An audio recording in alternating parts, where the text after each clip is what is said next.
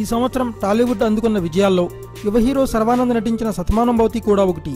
ఈ సినిమాతో హీరోగా శర్వానంద్ స్థాయి పెరిగిందనే చెప్పాలి. అందుకే మంచి మంచి ఆఫర్లు ఆయన్ను వెతుక్కుంటూ వస్తున్నాయి.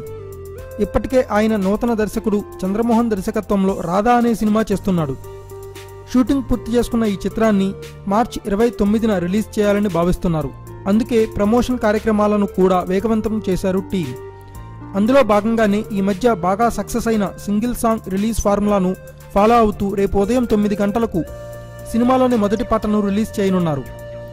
ఇకపోతే రాధన్ సంగీతం అందిస్తున్న ఈ చిత్రాన్ని BVSN ప్రసాద్ నిర్మిస్తుండగా లావణ్య త్రిపాఠి హీరోయిన్గా నటిస్తుంది. శర్వానంద్ గత చిత్రం సూపర్ హిట్ కావడం, ఈ చిత్రం యొక్క ట్రైలర్ కూడా బాగుండడంతో ప్రాజెక్టుపై మంచి positive అంచనాలొచ్చాయి. Thanks for watching. Please subscribe our channel.